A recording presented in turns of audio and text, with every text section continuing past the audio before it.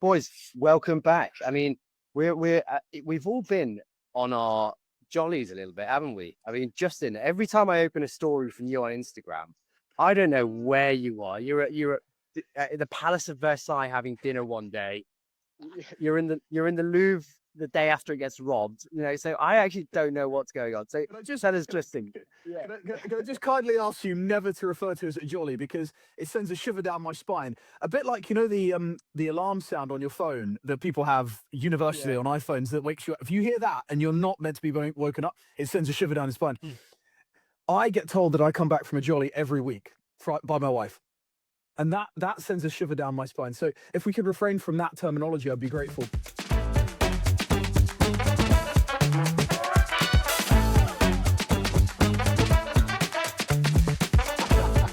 Yes, I have been to the Palace of Versailles for Breguet's 250th anniversary. Felt hugely humbled to be there.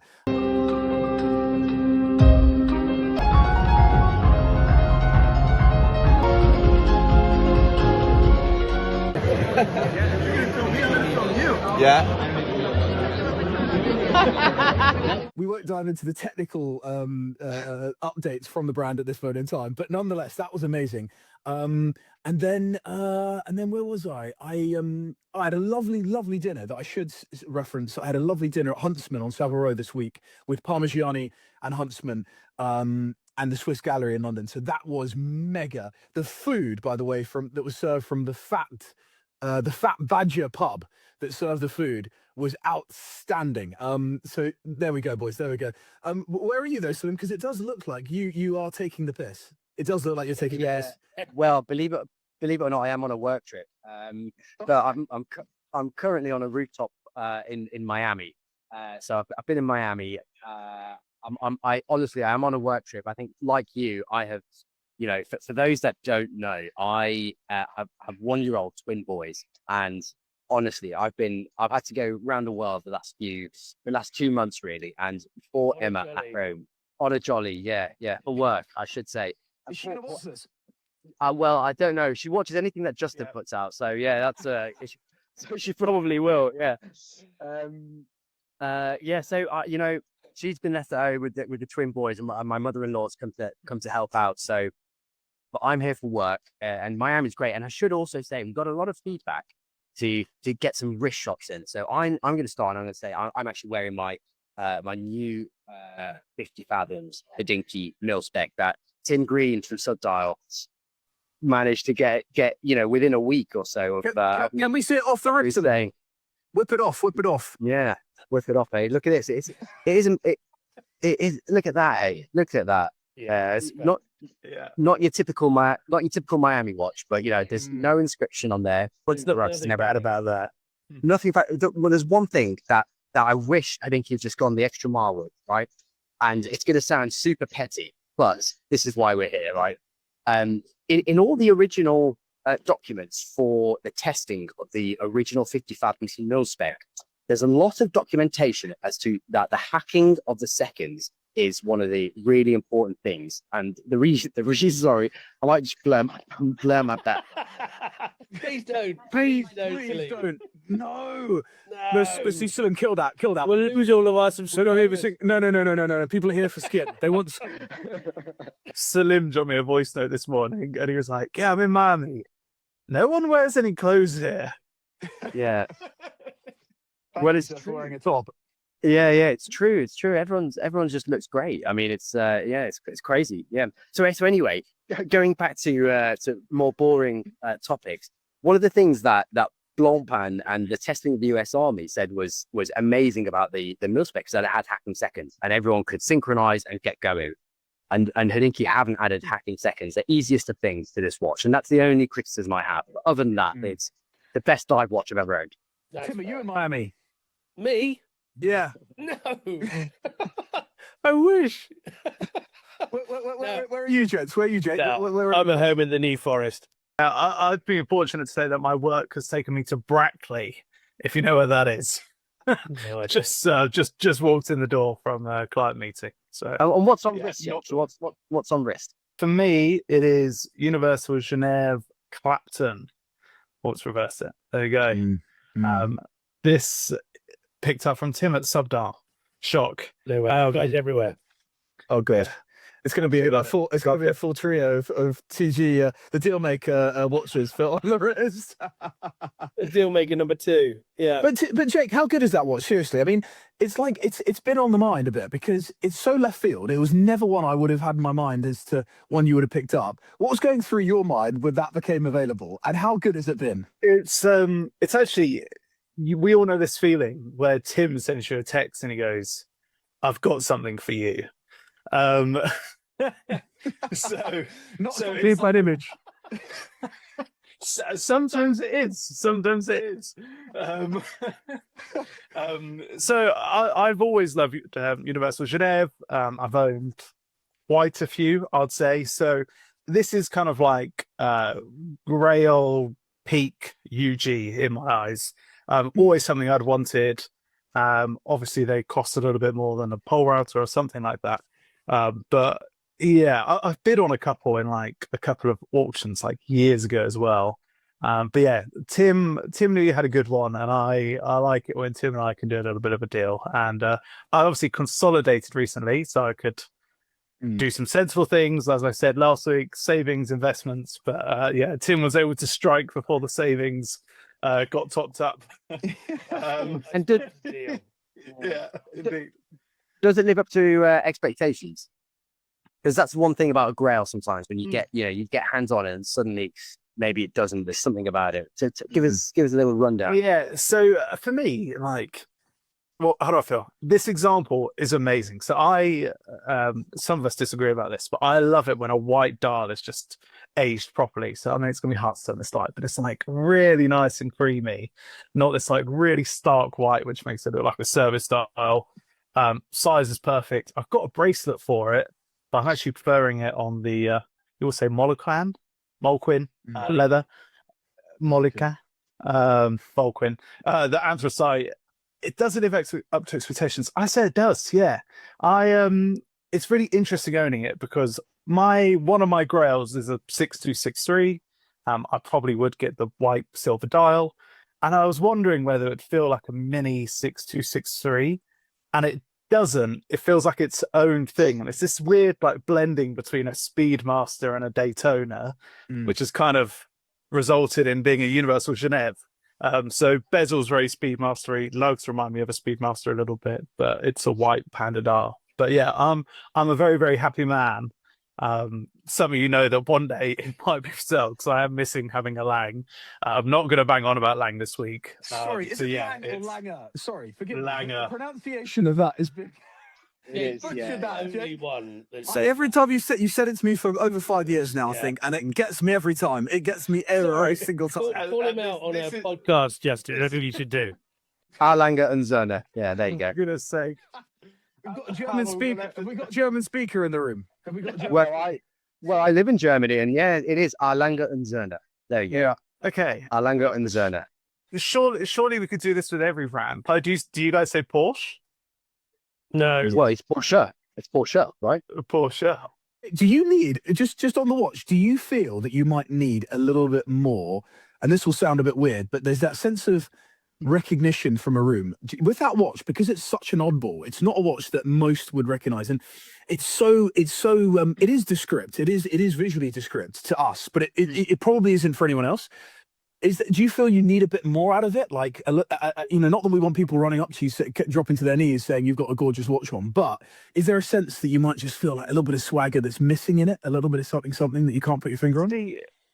No, I've not felt that. And what was funny is when I bought it, certainly you, Justin, you're like, what an oddball. Like, did not see you buying that. And I was like, this isn't an oddball. This is a highly collectible and desired vintage watch. So it's taken me back a little bit, like other people's reactions where they're like, oh, like, didn't know that was a thing, or surprised you'd spend that much money on something that I've never heard of or that's really old. But I think I assumed in our circles that it was just a fairly well-known and documented thing. I would argue that until the last 4 years, really, it's almost, there was a very few people who collected UG. Obviously, we had, we got Mr. A, who's a lovely man, isn't he, Justin? Alejandro. Yeah. Yeah, and he's a big UG collector. He's did that video with Ben Framets, and then it really is a niche brand for most people, I think. So Yeah, I think I know a lot of Universal Genève owners and collectors. I reckon I could name 20 to 30. Like, for me, it doesn't seem like a niche thing. I saw that watch on Robin Mann's wrist in Geneva a few weeks back. For and he said he's never selling it. I mean, he loved it, right? So, and it looked great on his wrist. It really does. And I think you're harking back to that image that we've saved. Years and years ago, that watch box where you had the 5065, the Lange Tourbillon, Lange 1 honey gold, that had a UG in it. So that UG has subliminally been part of that story. It's also interesting about the white dial because it's a bit like trainers. White trainers are never good, but off-white trainers or trainers that have been used are good. So I get it with the white dial thing. Indeed. But Tim, what are you wearing? I'm wearing Cartier, shock. But this is a CPCP Tank Louis. So this is there are a couple of these from the collection Privé era, and there was an early one without the central rosette, and this is a later one. It's platinum. It's rare. It's small. It makes me feel like Jeff Goldblum. So it tends to be the watch that I reach for when I don't know what to wear because it goes with everything, and I just think it's cool. Sometimes with selling it, but then I know I'll miss it because I just it's so effortless. It's so cool. And Tim, is the guilloche on the dial? Yeah. You have that. Is that hand guilloche or is that kind of machine? What is that kind of hand engine turned or would you know or do you care? Do you care? I would have thought it's stamped, I'm not entirely sure, but I know that the CPCB era, they really went to town on trying to make all those details a little bit more handwork. So, they're all hand finished and the movements. And so maybe it is hand finished. I don't know. And I don't necessarily care with this one. It's beyond that, it's just. One thing we should say to the audience out there, whoever's out there listening to this or watching it, is that none of us, no matter how well we think we know Tim, we have never seen the man's full lineup of watches. And we one day we want to see it. One day we want to see it. One day maybe we'll have it on here as a full lineup. Watches coming out of every cupboard in the house, every back garden. You're the Pablo Escobar of the watch world because you've probably got watches dug out in the garden. You've got them in holes in the garden. You've got them in various pots, every really different postcodes. And you're green thumbed as well. You love your gardening, which is a side note. It's some in my beehive. Yeah, he's a beekeeper on the weekends and evenings and weekends. You told people what the hell we're actually going to be doing in this episode, but that's fantastic. Yeah. Let me just show you what I've got on the wrist here.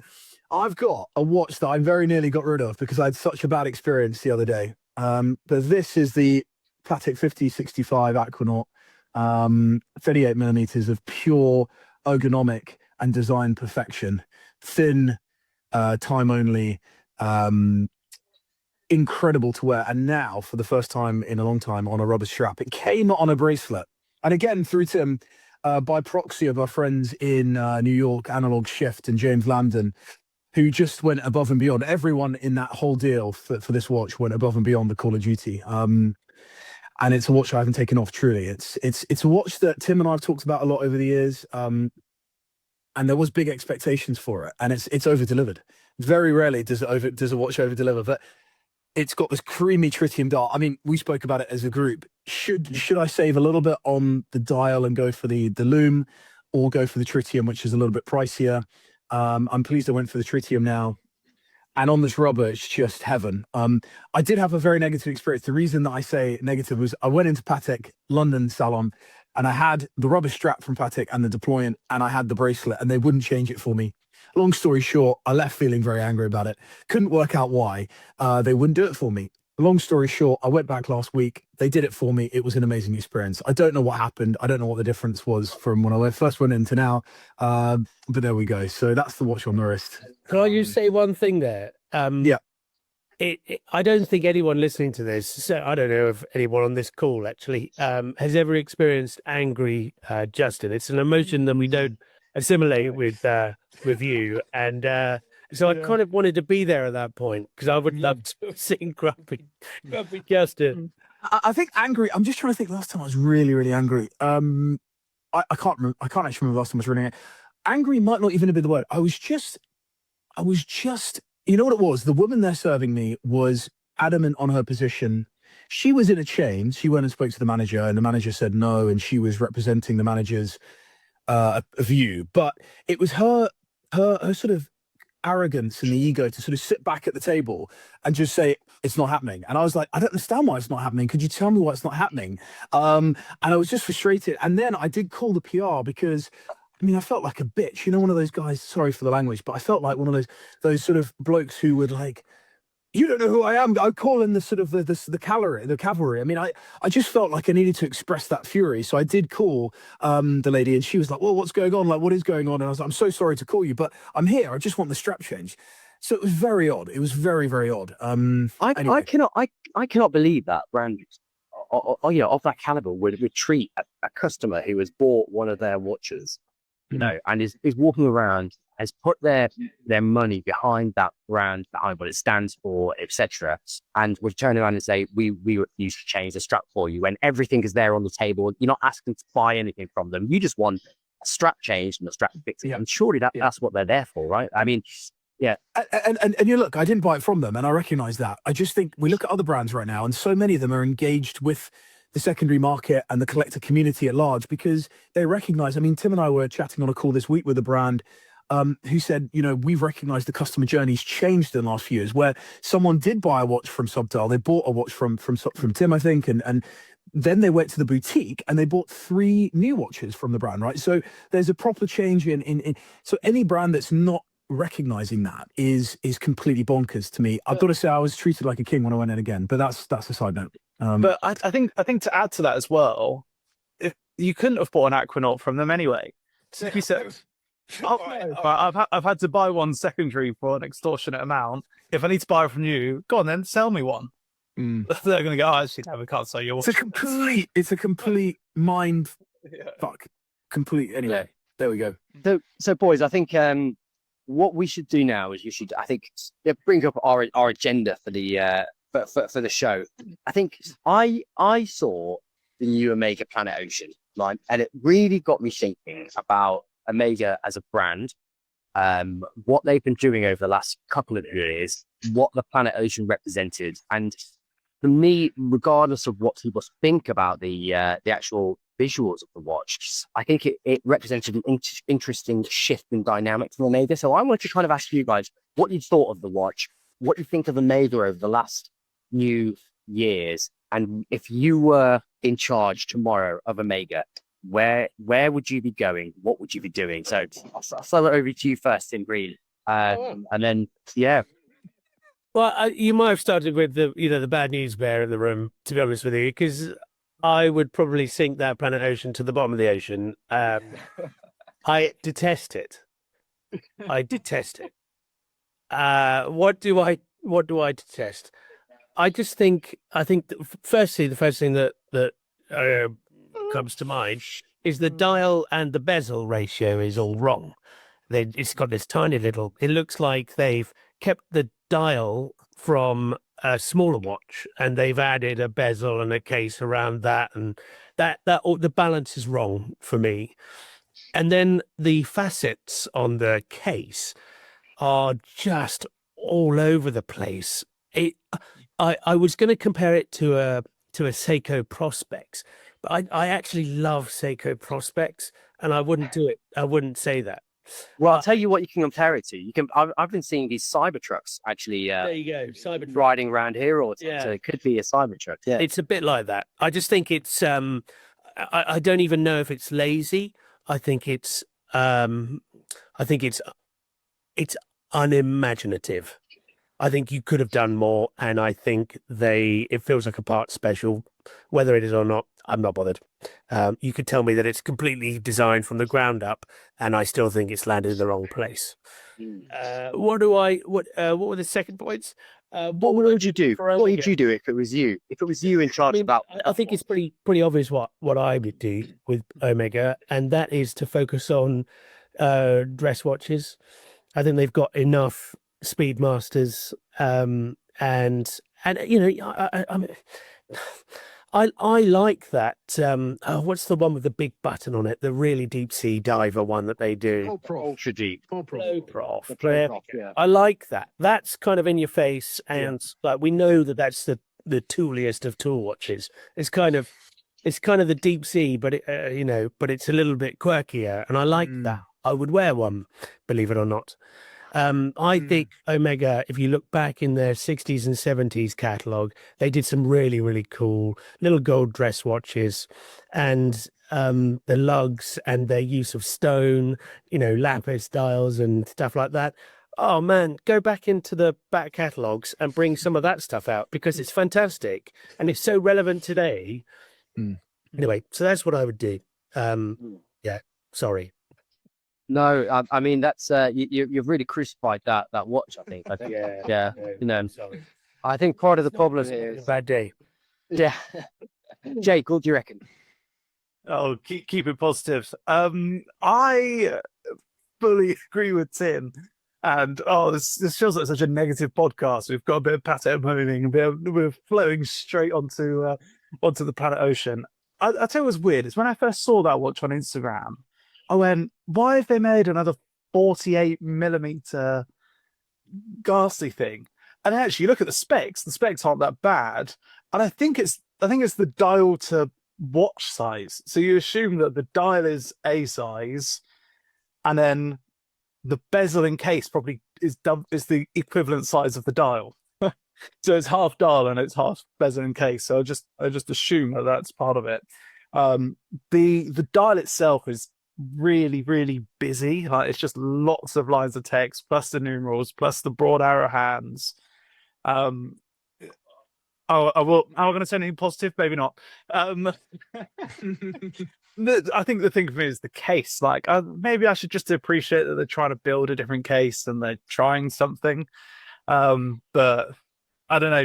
New isn't always better in my eyes. I mean, I'm wearing a 1968 watch, so I think that shows that I don't think necessarily new is better. But I just look at it, and there's just so many angles on it, and I don't understand why there needs to be so many angles on a case and on the lugs. We obviously had a good laugh this morning. Not this morning, the morning it came out, and maybe Salim, you should go next to add a little bit of a positive recipe. What do you say, Jake? There's one super quick positive I will say. I was in Boston the day that it came out, and I went to the ground floor of my hotel, and it was in the Omega window there. It was like there available on day one. There was no one there trying to buy it, but it, Yeah, I have a feeling they're going to remain in those windows for many years to come, unless Salim gets busy. I don't know. Just it's just not quite the one for me, unfortunately. But that's okay. Okay, well, I might push back a bit, because I think it's more nuanced than you two, and probably Justin are going to give it credit for. And I think what you need to do is think about the lineage of the planet Ocean, where it's come from, how it's got to where it is now, and then also look back at the watches from the 60s, 70s as to where the design cues have come from.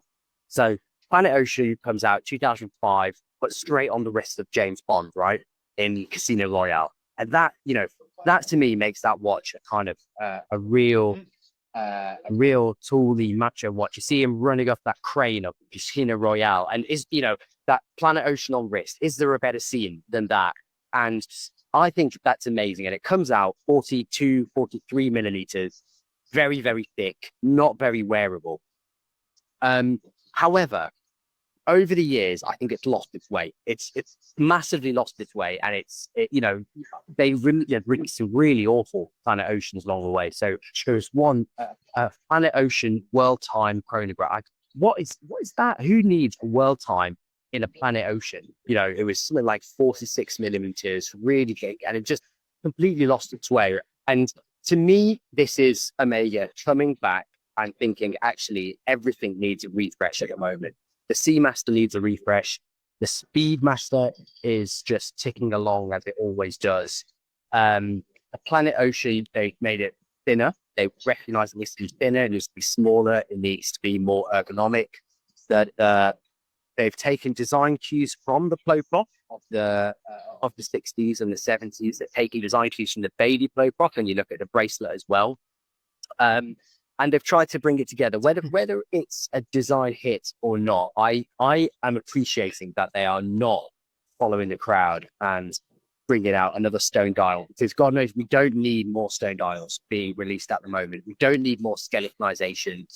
We don't need another micro brand to release more of these kind of collaboration, skeletonized stone dials, things like. And I like that Omega are kind of sticking to their principles, is saying, actually, we recognize that things need to change here, and we are trying to change things, and that's where things stick along the way. They you know, there may be some misses along the way, but there will be some things that are actual hits.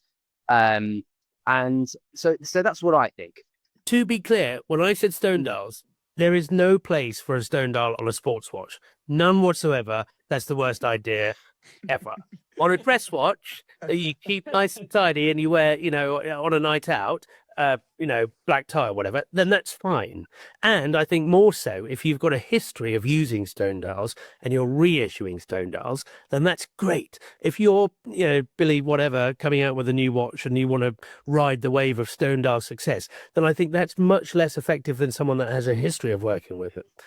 But I did not mean they should do a sports watch for stone. Yeah, no, and I do. Do you think the illusion of stone dials has kind of fallen a bit? You know, everyone used to think, oh, these are so difficult to work with, they fracture, blah blah blah, and then now, you know, you've got Dennison bringing out stone dial watch for 200 quid.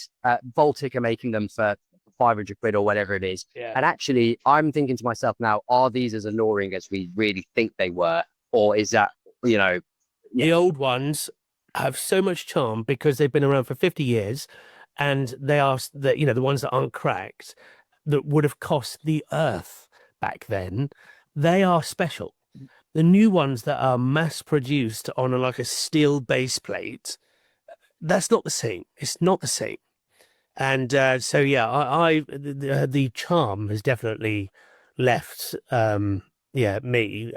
I think there are some that are really quirky. I actually quite like the new, I don't even know what the prismatic stone is that Baltic have used recently, but that's very, very cool. And I like kind of experimenting with it, but then to go and sell it in, you know, 10,000 pieces, I just, it's not for me. It's not for me. I like the vintage stuff. Yeah. Justin, thoughts? What are your thoughts on Omega at the moment, the Planet Ocean, and what would you do? Yeah, so I think for me it's a broader concern here. It's a broader concern because when this watch came out, I didn't even realize it had come out. I didn't even look at it. I had no interest in reading the article, and now I haven't thought about it since it came out. So I think that's the issue for me. And I say that as a guy that got into watches in the first place because of an Omega Constellation, a 1968 day constellation designed by Genta that my dad wore. My granddad in South Africa. It was the only watch he ever had. He was a one-watch guy. And back then, apparently, Omega was the top of the tree, above a Rolex for sure. And my sister now wears that, which just brings me massive joy. But I think the issue is for me, I've just phased out. I've tuned out of Omega's news, and I swear to God, I'm now looking at the watch for pretty much the first time. I didn't even look at it when we were talking about it in the group the other day, because I just felt like I have no interest in knowing about the watch. And so now I'm looking at it, I see a Zenith Defy, funny enough. I see a Zenith Defy more than I see anything else. I like it on the rubber strap more than the bracelet. The bracelet, for me, I just imagine, because it's quite a 70s sort of monoblock style case, I can imagine it would be bloody uncomfortable to wear, even at 42 mil, which is not gargantuan. I mean, it's big, but not gargantuan. I just worry about its wearability. It looks like a Zenith Defy to me. I like the orange strap on it. I don't think I've got. The only other thing I would add is if you're going to buy a dive watch of this ilk, surely a Black Bay, a Tudor Black Bay is the watch you go for if you want something that's got vintage vibes, performance, it's going to cost you half the money, I think. I mean, I can't quite remember what the number is. I think is it Yeah, you are. 8,000 US. It's going to be 8,000 US. Just to be clear, sorry, 9,000 on the strap. It's 9,500 US. So you're going to be walking out of there with a shit ton of change in the back pocket, with a Tudor Black Bay on the wrist. Which, yep, I just don't know. I don't know. So what do Omega need to do to get your attention there? Because by all kind of reports, people thought that they had a pretty banging 2024 when they came out with the first one in space, first Omega in space, the White Dial Speedmaster, and they were really, really popular. I don't know, they're both Speedmasters and they tend to make good Speedmasters, but you know, and they're a bit lazy with the Seamaster line. So they've released a few bits and pieces here and there this year, which haven't really set the world on fire. What do you think they need to do? I think they've lost. I think they've lost Gregory Kisling, and I think their loss is now going to move on to Breguet, and all that new creativity is going to start making waves over there. And I do fear that there is a gaping hole in creativeness left behind in his shadow. This is my thoughts. And don't forget the incident at the auction, right? You know, the Speedmaster incident. I gather that, you know, that's had a big impact on secondary prices at auction for Speedmasters of the top end.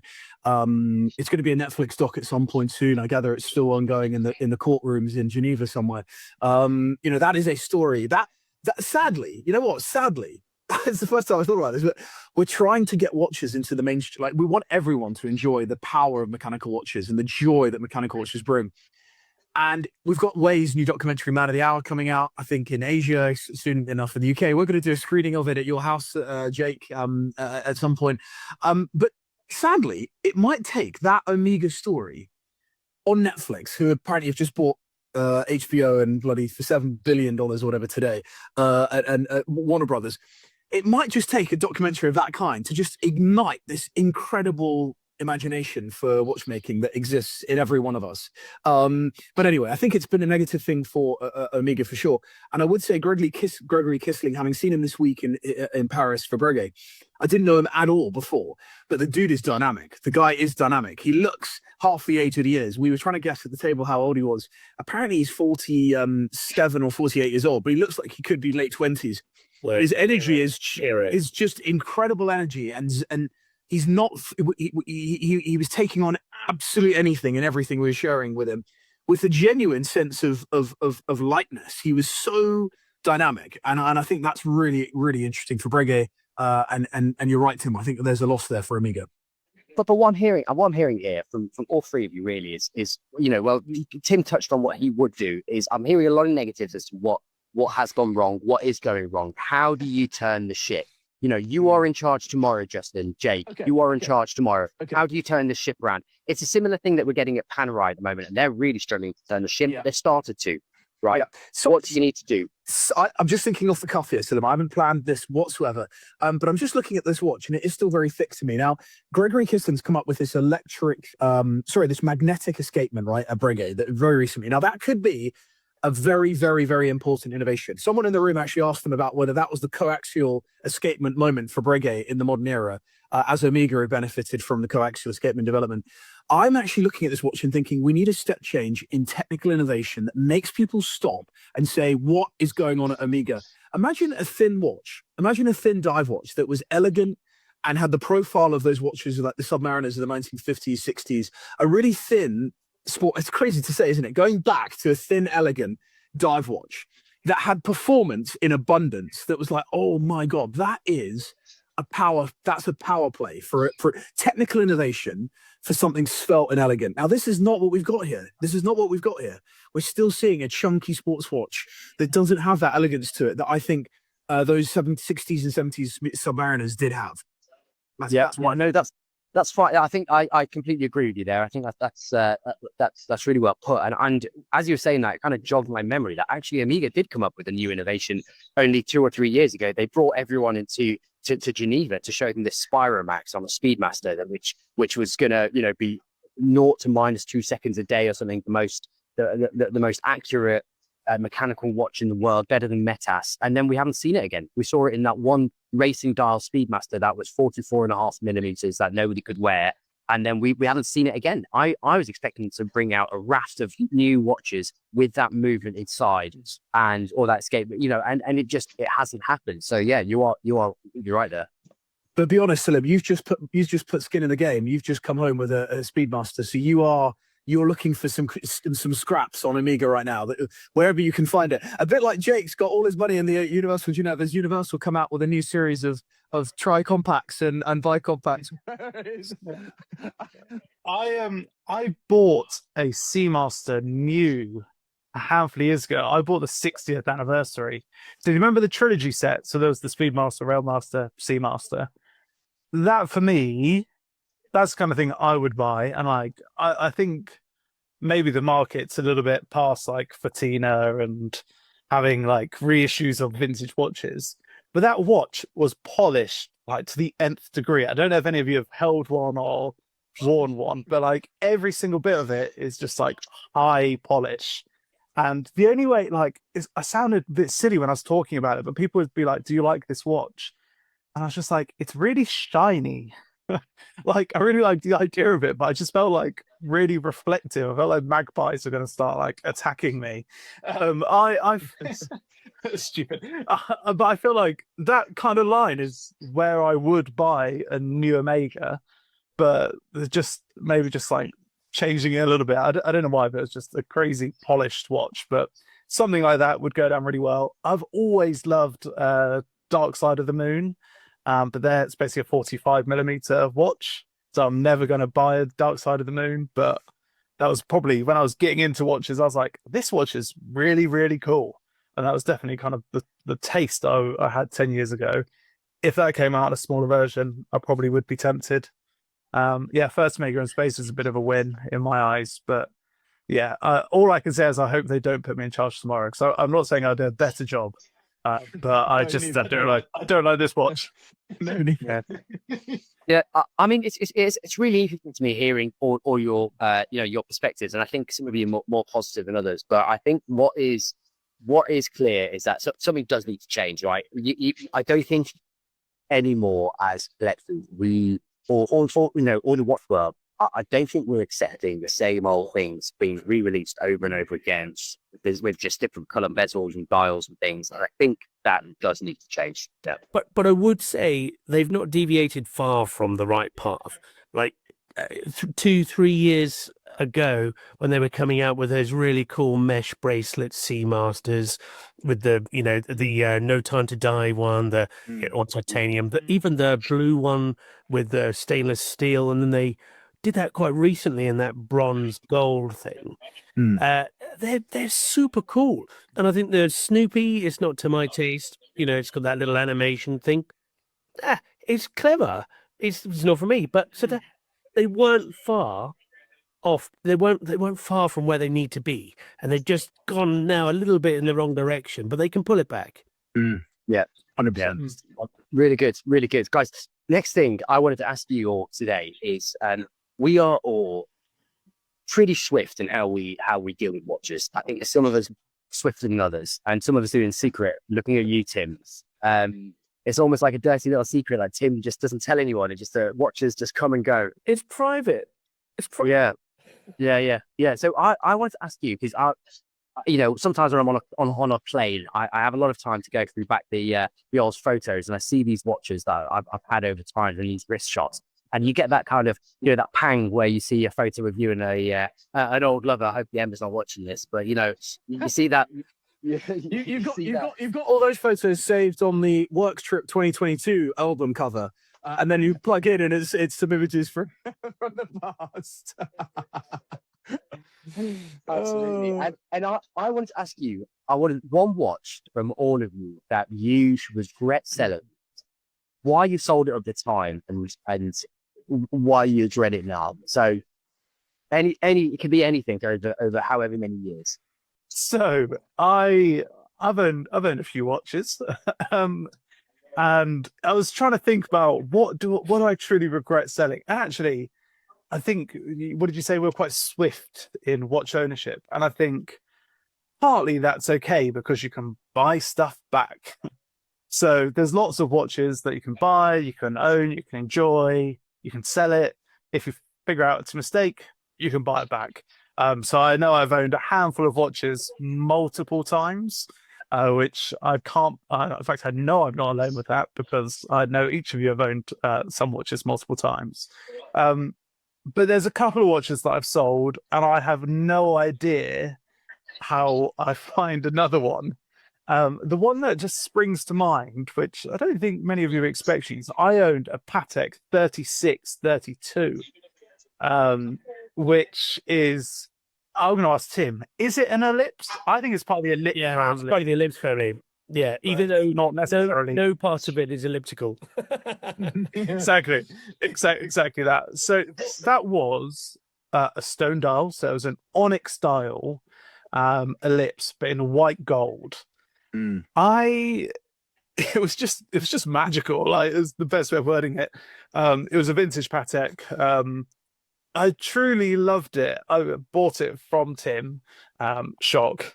And I wore it for quite a while. I think I was a little bit worried about damaging it. But if you Google that watch, I think one was sold at Christie's in 2012. Yeah. And I can't see another one that's been up public purchase, basically. There was one with a symbol or an emblem on the front of it as well that I saw. But Yeah, that was was yeah. it's an exceptionally rare watch. Yeah. And for some reason, I don't own it anymore. What sort of numbers, Jay? What sort of numbers did we see on that coming in and going out? Yeah, I don't. So I think I paid 13-ish, and it went through subdial at 16. But I sold it, so it's not. I didn't make any money or lose any money, I don't think. But You could say it's a great deal. You got some ownership in there and some experience, and subdial did it. Another satisfied customer. Gold membership. Yeah, exactly. I think you find black tier. Can I just please say, put your hand up if you get black tier access at subdial? I'm not sure. Are we there yet, Philippe? I'm not sure. I'm not sure. I haven't looked. Let's see. Yeah. Anyway, sorry. But yeah, basically, I flipping love that watch. And maybe I didn't know when to wear it. So I think that's part of the reason I sold it. It was different. People say, like, oh, it's a strap monster. It definitely wasn't a strap monster. Like, I had like one or two straps that I thought kind of worked. And I wasn't sure when to wear it too much, but I did used to wear it a lot. And I don't know, I guess something else shiny kind of caught my eye, and I Partexed it against it. But for me, the main regret is I miss it, and there's close to no way of finding another. Like, I know they do exist, but it's super hard to find. I did take it to Patek actually, Justin, and they welcomed me in. They were all very impressed. They kind of wanted to see it, which I thought was good. I was like, oh, you're actually excited about seeing a Patek, which is quite cool. That's really cool. Yeah, that's the one for me. There's a couple of we'll put photos across here. You would have seen it. Yeah. Do you think there's any any watch that you would buy now that would kind of hit that spot and scratch that itch, to say? I've never owned. I think that's the only ellipse I've owned, so I'd be curious to try another. I think the fact it was the combination of stone dial in a white metal and super rare. I'm not sure I really would find another one in that sense. So no, I don't really know how to backfill it if that's your question. I think it's a bit of a challenge. That's a really interesting one. Yeah, Justin. Yeah, I mean, you've got a lot to choose from here. Is it a gold radium here? Yeah. I've just saw that Planet Ocean you sold, is it, Justin? I'm just pushing down the prices on the Planet Oceans. I just had a look here on my document. I'm very disorganized generally about.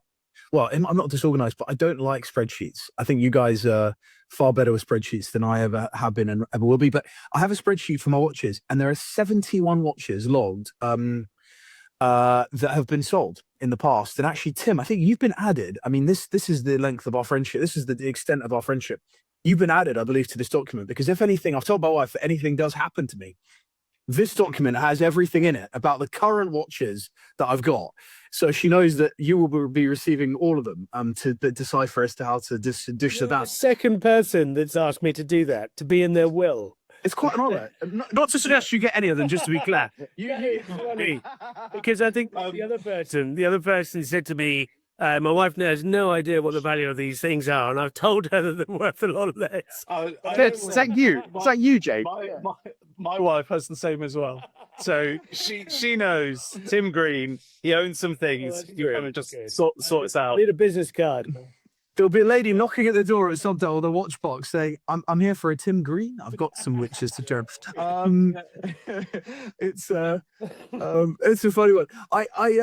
I think ultimately, you know, when I first saw the question, for me, I genuinely don't feel that I'm missing any of them. I genuinely don't. There's none that I'm actually thinking, you know what, I really, really miss it, because a lot of them went to people that I know. I had this amazing Rolex co-signed Asprey pocket watch with a sector dial from the 1940s that was just gorgeous, that I won at Bottoms years and years ago, that went to a great friend of mine. He wears it, and all he wears is pocket watches, and I see it sometimes on occasion, and that brings me a lot of joy. When I look at the watch box, there is one watch that does miss, that I just can't find another, because it's a black watch. It's a black cased watch. And it's a watch that, if you're going to have a black watch, I sort of feel like it might just be the ultimate black watch to have. It's a 3705. We talked about it this week, the IWC 3705. It's 39 millimeters for a pilot's watch. And it's not Fotina, even though it might look like it, because the markers in the hands, although the markers are actually different color there's a different supplier of the hands to the dial. So they're often a little bit lighter, not to be mistaken for reloomed hands, because they are different. But that watch, Tim, we bought that together. And it came from Asia. It was just the most insane. It was pre-lockdown, I think, just pre-lockdown. Yeah. And it came with absolutely everything, including, for anyone out there that knows watches from IWC in the 90s, 80s, 90s, the box was falling to bits. But every single thing from this guy from Hong Kong, he bought it, and it just was insane. It was a lot of money. And I think in some ways, that was my psychology around it. It was like, shit, this is incredibly expensive. At the time, I think we were in for like 23,000, 24,000. There wasn't another one on the market. The Gunther Blumlein version, his watch, Gunther Blumlein's own 3705, was coming up for auction fairly soon at Philips or wherever. And I still believe that watch, you know, as Ben Clymer said in that video the other day that was on YouTube, he said, you know, that was the first watch, although it wasn't the first ceramic watch, it was the first watch that sort of sent a shockwave through the industry that saw GP and AP and others take on ceramic. So I think that's a really important watch. And I'm kind of gutted it's not in there, because when I look at, Jake and I talk a lot about looking at the watch box. How does the watch box make you feel when you see the whole thing together? And there is nothing that's filled that black watch void for me. And proportionally, and you know, neo vintage, with my neo vintage focus at the moment in the collecting, it really is missing. It's really missing. So I could find another. There is another one in the UK at the moment that I'm eyeing up. There's one with our friend Arwin at Tortoise, and it's a full set.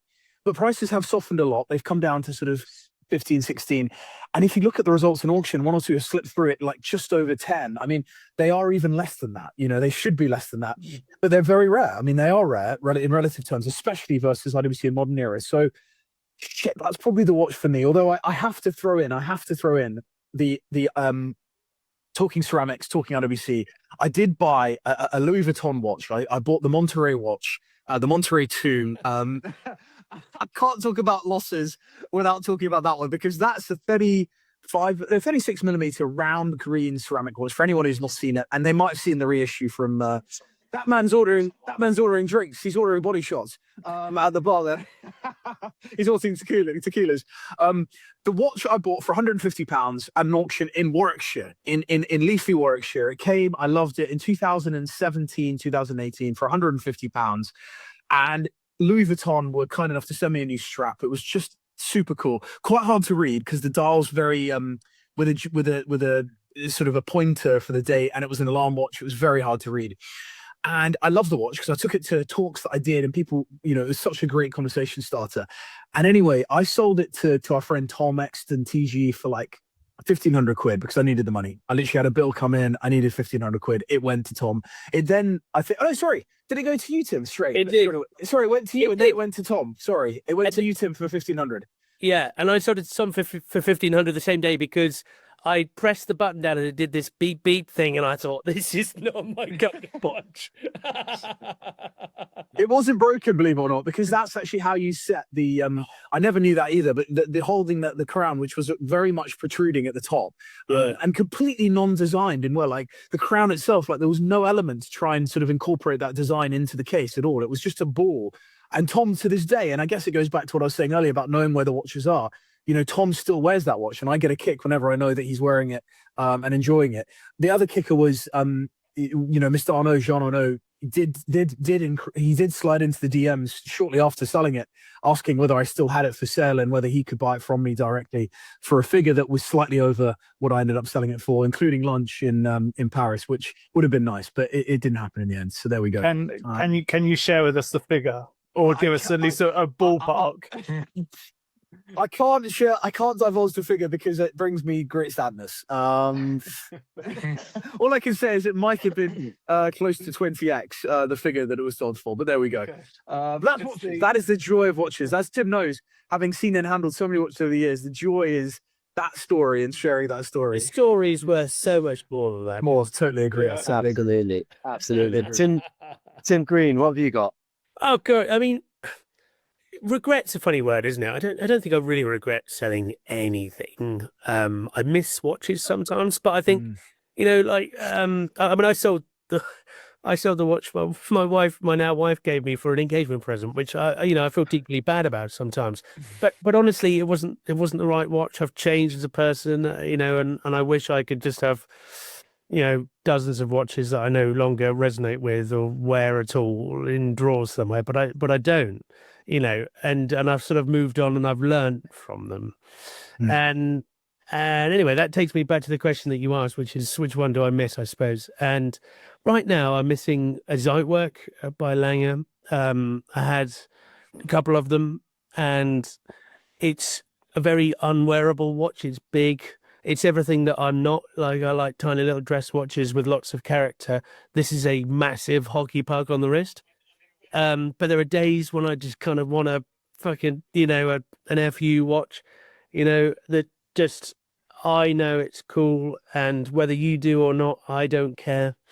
And, you're reminded by this massive lump of precious metal on your wrist that goes, it goes every minute. Oh, I loved that thing. I really, really did. And it's so impractical the way the early ones work, without, you have to change the time, you have to go around all the minutes before you get to the hour, and, all of that sort of stuff. It's so impractical. And there's the story that Justin and I know a chappie that had a bit of a headache with one and servicing, and all of those stories go around, and you're like, oh no, it's the right move not having that watch anymore.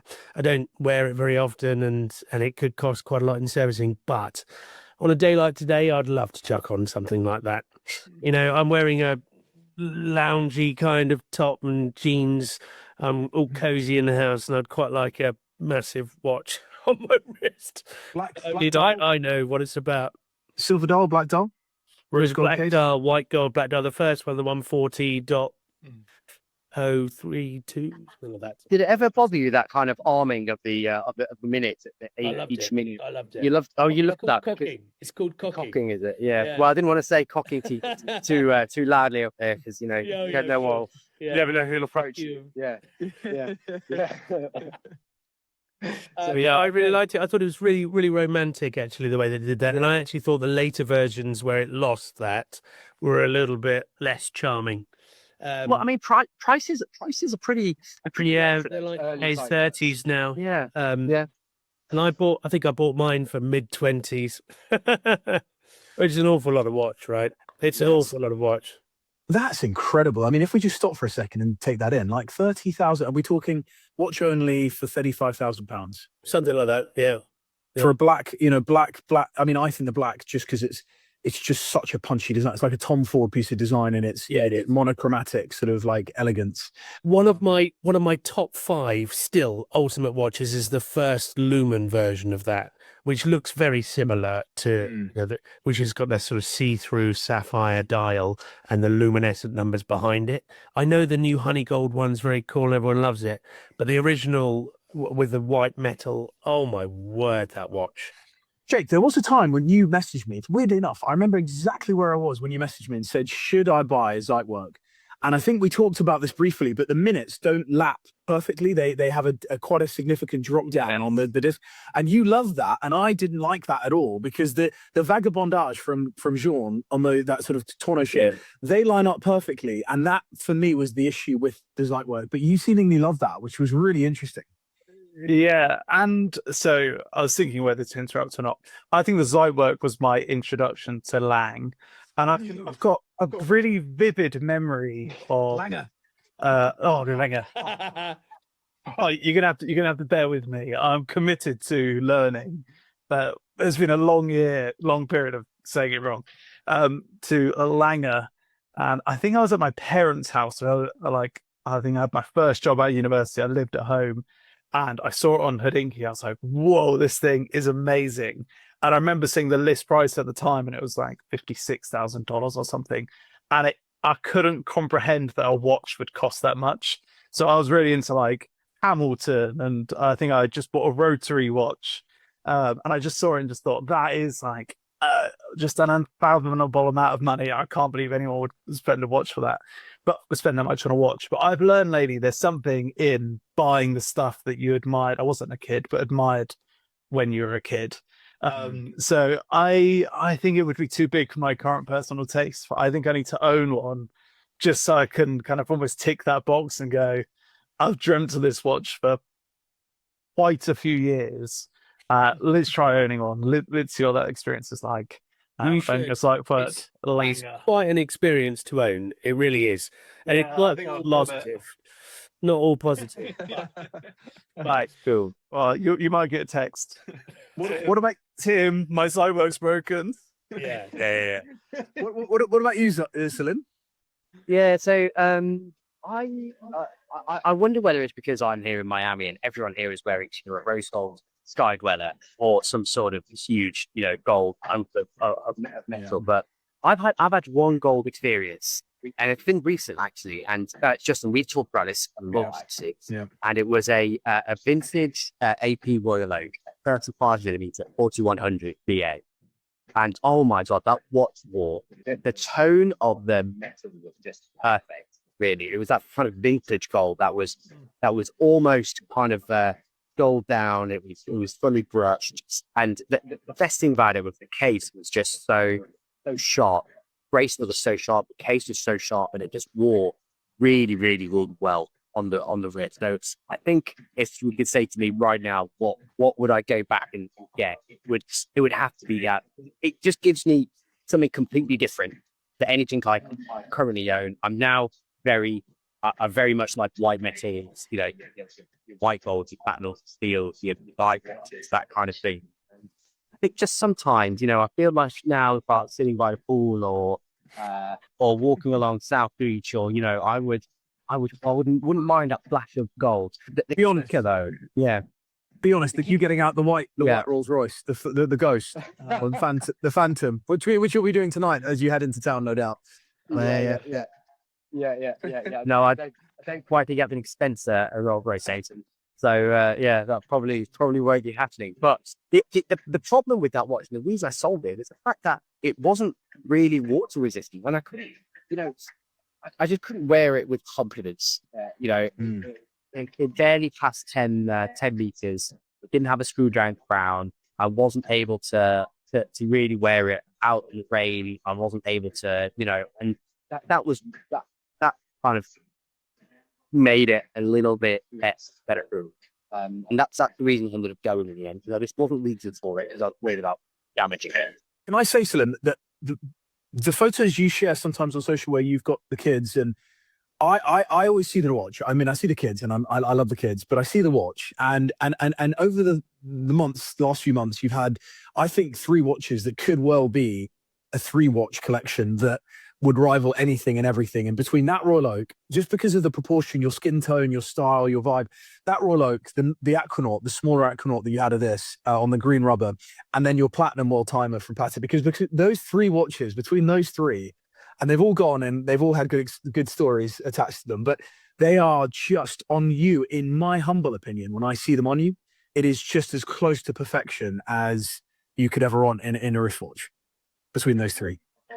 Yeah, I mean, and absolutely. And actually, funnily enough, what made me think of this question to ask you was that 5066 Aquanaut. I was going back through old photos of boys. See, I was wearing this 5066 portion for my wrist. I think for you, it's probably a bit too small, Justin, but for me, it was perfect. And like say, oh, look at that. Look at that. Don't do that.